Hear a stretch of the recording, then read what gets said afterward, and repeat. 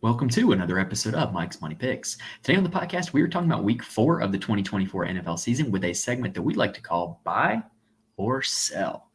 Basically, all fantasy analysts out there have their love, hate, like, dislike, start, sit, whatever. Well, we got to make it money themed here at Mike's Money Picks. So we have buy or sell.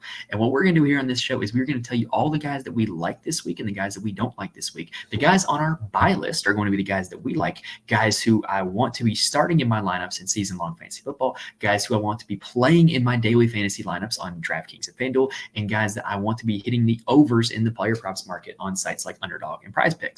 Guys that are on my sell list are guys that I don't like. I don't want to be starting them in season-long fantasy football. I don't want them in my DFS lineups, and I want to take the unders in the player props market. So whether you are playing fantasy, DFS, or props, we've got you covered here at Mike's Money Picks, and we've got you covered here with buy or sell. Now, if you have not already, make sure you subscribe to the channel. That way you can be with us for the rest of the NFL season, including all of our additional content that we do weekly for college football and golf, and coming up soon for college basketball. All right, that's going to do it for the introduction. Let's go ahead and dive into week. All right, so I do want to start off by talking about the Thursday night game, the Cowboys taking on the Giants. And look, I think this is an absolute smash spot for the Dallas passing attack. Dak Prescott is the first quarterback on my buy list. He's got this matchup against the Giants that is just too juicy to pass up. They're without 2 of their 3 starting corners in nickel packages this week, meaning that pass defense is really banged up. They're going to be playing a lot of backups. They're going to be very vulnerable to the pass. And if anybody's going to pass it, it's going to be the Dallas Cowboys. Dak Prescott leads the league in pass attempts through 3 weeks, and it's really not even all that close. So I expect a more heavy passing from Dallas, and I expect him to have a lot of success against that banged up Giants secondary.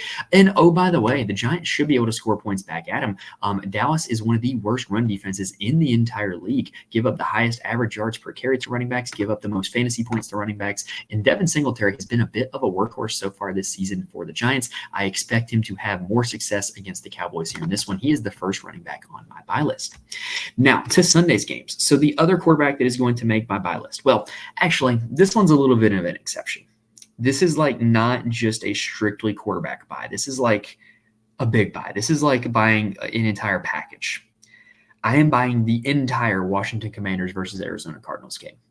Everybody in it, buy list. The reason why. This game is like shootout central, in my opinion. So you've got 2 teams in the Commanders and the Cardinals who should put up a ton of points. Las Vegas thinks so as well. This has the highest game total of the week, 50.5 points, and that leads all other games by 4 points. So Las Vegas agrees with me that this is likely to be the highest scoring game of the week. But also, I think it's important to understand how NFL offenses generally think. Most NFL offenses, especially in this day and age, we talked about last week about the proliferation of 2 high safeties and the conservative play of NFL passing offenses. So especially this day and age, NFL offenses like to play as close to the vest as possible. They like to just move the ball, do what they have to do in order to win the game, right? The way game environments take off is when scoring starts going back and forth. You get consecutive touchdowns or, consecutive possessions with points. You kind of get this like pinball effect of scoring, right? Where you just keep racking up points, right? And these are 2 teams that I think can do that. The Cardinals racked up all the points against the Rams when they put up 41 points in week 2. And the Commanders had played 2 straight games against the Giants and against the Bengals where they didn't have to punt once. And oh, by the way, the Commanders' offensive coordinator, Cliff Kingsbury, former head coach of the Arizona Cardinals, very much wants to get back at them because he was fired by the Cardinals. So he's going to be super motivated to come in this game and have this Washington offense put up points. And both of these quarterbacks have already been putting up points. Jaden Daniels has 2 games of 28 or more fantasy points. Kyler Murray so far this season, he had the big game against the Rams of 28 fantasy points. Both of them are runners as well. I think you have a smash spot for both of these quarterbacks. And oh, by the way, neither of these defenses are very good. So I think you have 2 good offenses, 2 aggressive-minded offenses, and you've got bad defenses. It's just like gasoline and oil, right? Or gasoline and water, oil and water, whatever the mixture is that creates flames. Oil and water, I think, is what I was looking for there. Also, at the running back position, don't discount those guys either. You've got Brian Robinson Jr. of the Commanders, where Austin Eckler is now out. And if you combined all of Austin Eckler and Brian Robinson Jr.'s fantasy points, that is a 27 fantasy point running back. So if Brian Robinson takes all of Austin Eckler's workload, expect a big day. Now, granted, I don't think he's going to take all that workload, but still, if he just takes 75% of it, that's at least over 20 fantasy points based off of their averages right there. James Conner is also not to be discounted as well. He, in the last 2 seasons, averages about 5 more fantasy points in wins than losses. The Cardinals are 4.5-point favorites in this game. This should be favorable game script for him. He's also a workhorse running back. I think this is another great spot for him as well. So if the quarterbacks aren't getting it done through the air, the running backs can get it done on the ground. And then, oh, by the way, at the wide receiver position, there are some very obvious smash plays. Marvin Harrison Jr., who, after he had the great performance in week 2 against the Rams, put up another 17 fantasy points against the Lions and had 11 targets, which sets his career high. So he's just getting more and more involved in this offense. The Washington secondary is the worst in the league. They've given up 4 20 fantasy point performances to receivers so far in this season. Keep in mind, we're entering week 4, so that means that's more than 1 per week that they're giving up. And to me, I think that makes Harrison viable. I also think that makes Greg Dortch viable out of the slot, which is a position that Washington has been especially vulnerable to. He had 6 targets last week. And then Michael Wilson, also out wide, had 9 targets last week against the Lions. All 3 of those guys are in play for me. If you're really desperate and need a starting receiver, Dortch and Wilson are probably available on the waiver wire for you this week. If you're looking for a value play in DFS, both of them are there. On the Washington side, we finally got a big game out of Terry McLaurin. The targets had been there in the first few weeks, but he finally turned them into some success against Cincinnati. I think that's only going to continue. This offense doesn't have a whole lot of viable pass catchers, and I think that he's going to continue to just kind of eat up targets in this offense. So there you have it, the entire Washington versus Arizona game on the buy list for week 4. I very rarely do that. I don't think I've ever done that in going on, entering my 3rd season of buy or sell, but the entire game, just buy it. And if you have players in that game, you're going to be in really good shape because there's going to be a ton of points scored. Now, the last quarterback on my buy list, we talked about Dak. We talked about the 2 quarterbacks in that game. The last quarterback on my buy list is going to be Sam Darnold of the Minnesota Vikings. So here is a wild stat. If you go back, and credit to fantasypoints.com for this stat, if you go back to the start of Kevin O'Connell's tenure with the Vikings, if you were to look at every team, no matter of what individual was at quarterback, and just add up their quarterback's fantasy points cumulatively from that point in time, the Vikings would be top 5. So whether it's Kirk Cousins, last year it was Josh Dobbs, there was a little bit of Nick Mullins, no matter who's at quarterback for the Vikings, they have success in this Kevin O'Connell offense. And right now it's Sam Darnold having that success. He is currently QB5 on the season. He is not priced as such in DraftKings. His projections in fantasy and, his lines for player props are not reflective of that, but he should be considered as such because whoever is piloting this offense should be considered as such. And oh, by the way, the Packers are 8th in the league in passing yards allowed so far, and they haven't exactly played great quarterbacks. They played Will Levis and Anthony Richardson so far this season. And they're also a pass funnel, meaning that, analytics kind of determine whether or not a team should be running or passing on any given down. And the Packers are a pass funnel, meaning teams are passing more than expected. They have a positive pass rate over expectation for any given down this season. So you've got a very successful offense with a quarterback who's been very successful through 3 weeks against an offense that is going to force him to throw the ball even more. Yeah, this is a very good combination for Sam Darnold. I love him this week. If you're desperate, if you need a quarterback off the waiver wire, or if you need a cheap play in DFS this week, the Red Rifle is back. Andy Dalton. And I never thought I'd say that again because, I thought his career was pretty much over when he was going to be, Bryce Young's backup. And, Bryce Young was supposed to be the quarterback of the future, totally not depressed Panthers fan here. So Andy Dalton, back to being a starting NFL quarterback, put up the first 300-yard and 3-touchdown game of any quarterback in the week or in the 2024 season. That's insane. And, Dave Canales had a lot of success the last 2 seasons working with Geno Smith and then Baker Mayfield. So maybe it was just a Bryce Young problem, not a Carolina Panthers problem. And oh, by the way, Andy Dalton, with all the success he had last week, he should be even more motivated this week because he's taking on the Cincinnati Bengals, a team that he was formerly the starter for, a team where a lot of the fans kind of turned on him at the end. He should be very motivated to go out and play well against his former team. And I'm a believer in the turnaround that this offense had in week 3. I think Andy Dalton, I'm not saying he's going to put up 27 fantasy points again, but I think he absolutely has a shot to be a fantasy viable starter here in this matchup. Now, on the sell list at the quarterback position, I've only got one this week. There's a lot of quarterbacks with really good matchups. The only one that's on the sell list is going to be Anthony Richardson. So, Anthony Richardson, he kind of, I don't want to say fooled us in week 1, but week 1 showed us the ceiling. What we have seen in the last 2 weeks is the baseline, right? Not necessarily, I wouldn't even say the floor. I would just say the baseline. So in week 1, Anthony Richardson was great. passed for over 200 yards, threw 2 touchdowns, ran for 56 yards, added another touchdown on the ground, 27 fantasy points, right? Was great. Weeks 2 and 3, he has continued to be mediocre as a passer, not topping 50% completion percentage. He has not topped 50 rushing yards since week 1, has not rushed for a touchdown since week 1, has not accounted for more than 1 touchdown in a game since week 1. And oh, by the way, now he takes on the best defense in football in the Pittsburgh Steelers. I just don't think this is a great spot for him. I think if you drafted Anthony Richardson in season-long leagues, which I did in quite a few of them because he seemed like a screaming value to me at the times where I drafted him, you probably drafted a backup because of his injury history and his ability to be prone to injuries. I think this is a good week to just play the backup and move on from Anthony Richardson this week and hope that he can bounce back and have some more ceiling games on down the road. This is a terrible, terrible spot for him. All right, let's go ahead and take a quick breather, and then we're going to move on to the running backs. All right, before we get to the running backs, I do want to mention there are a few places where you can get more information from me. First off, you can follow me on Twitter at Mike's Money Picks. I'm more than happy to answer any start-sit questions, any DFS lineup questions, anything like that if you reach out to me on Twitter. I also tweet out any updates for the show as well. I'm also in the Fantasy Corner Discord. Link is in the description on YouTube as well as on the audio. It does have a very DFS tilt, so I would highly recommend it if you're playing DFS or even props. There are a lot of prop guys in there.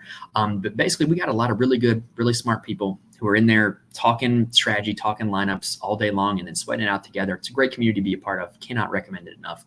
And then I do write an article on my Patreon for every NFL slate where I profile my DFS core plays as well as kind of why I'm playing them and the thinking behind it. It takes into account, game theory, leverage, ownership, and the X's and O's behind it, right? So if you're looking to get better at DFS, that is a place I would start, is looking at those articles on the Patreon. You can also get access to all of my college football content on the Patreon as well if you subscribe. All right, so that does it for the promo. Let's go ahead and head back to the running back spots. We already mentioned Connor, Robinson, and Singletary. Well, I got a few more for you. First one is going to be Bijan Robinson of the Atlanta Falcons. Yes, Bijan Robinson is my guy. After how his career at the University of Texas went, he's always going to be my guy. And that's okay. Maybe I have a little bit of a bias towards Bijan, but this is genuinely a great spot, even though it might not look like it on paper. So when you look at run plays in the NFL, it is important to know the distinguishment between zone blocking and gap blocking. It's based off of how the offensive line blocks the plays. Zone blocking really leaves a lot to the running back to use their vision to find the hole, whereas gap blocking uses a lot of running backs getting north and south, hitting the hole, and kind of being just a wrecking ball pass there. Bijan Robinson is really good at zone blocking schemes, and he also runs these at the second highest rate in the league. He's a very vision-oriented runner who's very good at picking out spots. He's very light on his feet, has a lot of burst and agility, and he's just really good at that type of scheme, right? Well, New Orleans has been the league's worst run defense at defending zone runs this season. So you've got a guy who's good at it, who runs it at a high rate against a defense who is not good at defending it. That's a recipe for a big day for Bijan, in my opinion. And oh, by the way, New Orleans also gives up targets to the running back position at a top 5 rate in the league. We've seen Bijan rack up 12 targets so far this season, so he is involved in the passing game. So he's going to be able to put up points both ways. And oh, by the way, the only concern we really had with Bijan last year was never his effectiveness, never his ability to run the football or catch the football or even block as a passer.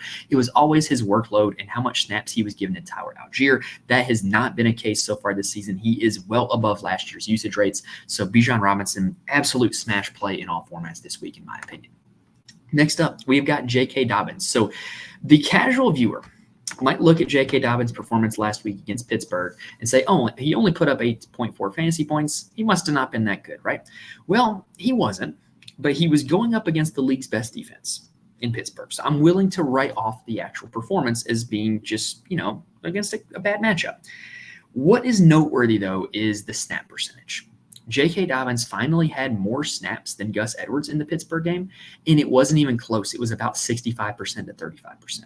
So J.K. Dobbins is now the RB1 in this offense, where when he wasn't even the RB1, he had back-to-back performances of 23 fantasy points. So I think this is the spot where we want to continue to buy J.K. Dobbins. I think you're probably going to see his price in DFS the lowest it's ever been this week. If he continues to see the usage well ahead of Gus Edwards, he's going to continue to up in price in DFS. He's going to continue to raise his status in season-long fantasy. If you drafted him, you got to feel really good about drafting J.K. Dobbins right about now, and he should be starting in your lineups as a weekly starter as long as he continues to see this usage well ahead of Gus Edwards. Now, if you're desperate at the running back position, Chuba Hubbard is a name to look out for. So we talked about in the preseason, really with our analysis on Jonathan Brooks, that Dave Canales loves to use a workhorse running back. It's what he did in Seattle. It's what he's done what he did in Tampa last year. And with Carolina, we're starting to see it with Chuba.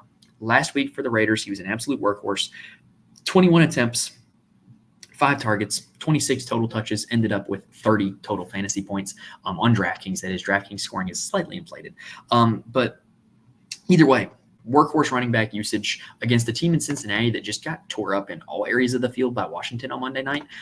So if you got a guy like Hubbard, that's going to play a ton of snaps, and the offense is going to be much better than it was in weeks 1 and 2, and it's got a pretty good matchup, you got to like Hubbard this week. I think he's a guy you can scoop up off the waivers and start as a spot starter in season-long fantasy leagues. I also want to point out Justice Hill. So the Baltimore Ravens, Derrick Henry's had a great start to the season so far, but he has a very fragile path. He's very game script dependent. And what I mean by that is Derrick Henry is much better in wins and losses. He's much better when his team is ahead as opposed to trailing, because Derrick Henry does not have much utility as a pass catcher. As good as he is, he's not a great pass catcher. Well, the Ravens have been using Justice Hill as that pass catcher. And you look at week 1 against the Chiefs, he had 8 targets, caught 6 of them for 2 yards, ended up with 11 fantasy points. They have had positive game flow since that week 1 performance. They have been leading most of the game against the Raiders, leading the entire game against the Cowboys. And so Justice Hill hasn't really been used a whole lot. Well, the Ravens are underdogs against Buffalo this week, and Buffalo has been a very quick starting team. We saw that by their first round KO of Miami, and did it even reach the first round KO against the Jaguars? So if Buffalo gets out to a hot start again, Justice Hill is going to see his snap share go up tremendously. He's going to be involved in the passing game. Certainly a worthy spot starter in season-long fantasy. Certainly a great cheap DFS value play. Now for the sell list at the running back position, I only have one this week, and I don't necessarily think this is on the guy himself. DeAndre Swift has not been good this season. Has not averaged over 3 yards per carry in a game, has only broken off 1 run longer than 7 yards. That's brutal. Just hasn't been good, hasn't scored a touchdown. I don't think it's all on him, though. I think it's a lot on the offensive line. It has just not been good. They haven't been able to protect Caleb. They haven't been able to generate running lanes. But as bad as it's been, I don't think you can play him, right? I think you need to find a way to bench him in season long. I think in DFS, I'm certainly not going to be playing him. And then the team came out this week and they said that they're going to give Roschon Johnson, second-year play out of Texas, more opportunities. And so if Roschon's getting more opportunities, then that's going to be less for Swift, who has gotten quite a bit so far and hasn't done a whole lot with it. So I think this is a terrible spot for DeAndre Swift. I'm going to be fading him until further notice, until we can see better performances out of him or that offensive line. All right, let's take a quick breather and then let's talk pass catcher. All right, we already talked about the Commanders and the Cardinals at this position, but we've got a few more we can talk about, right? In terms of the top tier wide receivers this week, I love Marvin Harrison. I love Terry McLaurin. I even think Malik Neighbors against Dallas is worth of a look, but I want to talk about Brandon Ayuk. So last week, I kind of nominated Chris Olave as the bounce back candidate, and it ended up working pretty well against Philly. He had his best fantasy performance of the season by far. Ayuk is going to be my bounce back candidate here this week. Ayuk has not been good to start the season. He has not scored double-digit fantasy points in a game yet this year. But last week, everything trended in the right direction. He ended up with 10 targets. He just only caught 5 of them, and it only turned into 48 yards. If he had just caught 7 of them, you're looking at a much better performance. If he finds the end zone, you're looking at a much better performance. But anyway, with Deebo Samuel continuing to be out, the opportunity should continue to be there for Brandon Ayuk in this passing game. And the Patriots are a defense that he can absolutely exploit. Brandon Ayuk historically has always been the 49ers receiver that you want against primarily man coverage teams and primarily single high safety teams. Well, the New England Patriots currently run man coverage at a top 5 rate this season. They also run single high safeties at a top 10 rate this season. So Brandon Ayuk getting a team that really plays to his strengths when it really wasn't as bad as the box score suggested last week. I think this is a prime bounce back spot for him. And I think we all know he's capable because of how he performed last year. I think this is a really good spot for Brandon Ayuk to bounce back. Speaking of bounce back, I also want to point out George Pickens. So George Pickens, I don't know the official stat, but I feel like every time I see the Steelers pop up on red zone, George Pickens is making a big play that gets nullified by a penalty, and it was like 30 yards downfield. Like, it just seems like every time the Steelers are on, that's what's happening to George Pickens. George Pickens is another bounce back candidate. This is not a high volume passing attack, but he is earning targets at an elite rate. He is also getting supremely unlucky with the accuracy of those targets and with the penalties being called on his team. So I think it's only a matter of time before we have some big fancy performances from George Pickens because of the volume that he is going to be getting in this offense. Next up for the buy list, officially, that was kind of like a half buy. The buy list officially is going to have Deontay Johnson on it. So Deontay Johnson, last week against the Raiders, led the Panthers with 14 targets, caught 8 of them for 122 yards and a touchdown, good for 29.2 fantasy points on DraftKings. He was great. He was one of the top wide receivers on the week, right? And really, the volume, it was just outstanding. 14 targets, that's a 35% target share when you look at all of Andy Dalton's attempts. And Adam Thielen missed half of that game, and Adam Thielen is going to be out for this game as well. So Deontay Johnson should continue to be a volume machine against the Cincinnati secondary that just got tore up by the Washington Commanders. So I think this is a really good spot for Deontay Johnson. If I'm in on Andy Dalton, I'm going to be in on Deontay Johnson as well. All right, now for the sell list for the wide receiver position, I got 2 nominees. So first up is going to be Tyreek Hill. And that's sad because I drafted Tyreek Hill in a lot of season-long fantasy teams. I didn't realize that Tyreek Hill's season was going to be so directly tied to the health of Tua Tagovailoa. I mean, he'd always seen worse splits with Tua's backup quarterbacks, whether it be Teddy Bridgewater or Skylar Thompson, but it's specifically bad this year. Week 2 against Buffalo, only 6 targets in that game, only turns it into 24 yards, 6.6 fantasy points. Against Seattle last week, only 5 targets, only turns it into 40 yards, only 7 fantasy points. I don't think you can bench him in season-long fantasy, but I'm close to it, y'all. I'm really close to it because just he has not been effective without Tua Tagovailoa in this offense, and we really need to see some sort of positive signs, whether it's Skylar Thompson this week, whether it is Tim Boyle this week, whether it is Tyler Huntley this week. Yes, they signed Tyler Huntley. We need to see some sort of positive momentum for Tyreek Hill because otherwise it's bad, y'all. It's really bad. I also want to nominate Jamar Chase for the sell list. So first off, T. Higgins is back. Weirdly enough, with T. Higgins, he does this a lot where his first game back from injury is like awful from a fantasy perspective. And then the second game back, he booms, which usually means bad things for Jamar Chase. That would be this week, theoretically. But also, Jamar Chase is going up against J.C. Horn of the Carolina Panthers, who has been really good so far this season, really limited Devontae Adams last week in week 3, really limited the Chargers receivers in week 2, really limited Chris Olave in week 1. So I really think this is a bad wide receiver versus corner matchup. If you're drafted him in season long, I don't think you can bench him, but I'm certainly going to be fading him in DFS, and I think that it's not a bad week to take some unders on Jamar Chase in the props market. At the tight end position, I only have 2. I have 1 buy and 1 sell. The buy list this week is going to be Dallas Goedert. So we were all over him last week, and we reaped the benefits. 10 catches, 170 yards. Didn't score a touchdown, but that's still good enough for 30 points on DraftKings. At DraftKings, you do get the 3.100-yard bonus, so that was good for 27 fantasy points in regular PPR leagues. League's top-scoring tight end last week. And I think he can do it again because, Devontae Smith is banged up. A.J. Brown is still going to be out. Tampa Bay doesn't necessarily look like a great defense to target tight ends against, but I don't think it has to be. I think that the volume in this Philly passing attack has to go somewhere. Devontae Smith and A.J. Brown accounted for about a 50% target share last year. So all those targets have to go somewhere. The only proven pass catcher that is experienced in this Eagles system is Dallas Goedert. And we saw that, last week against the Saints. I think you will see it this week again against the Buccaneers. He is my favorite tight end of the week in DFS. And if you draft him in season long, you got to be feeling pretty good about rolling him out this week. The sell list this week, population 1, and that is Mark Andrews. Y'all, what has happened to Mark Andrews? He's like not even a starter anymore. Last week against the Cowboys, Mark Andrews played about a third of the total snaps for the Ravens offense. He ran 5 routes.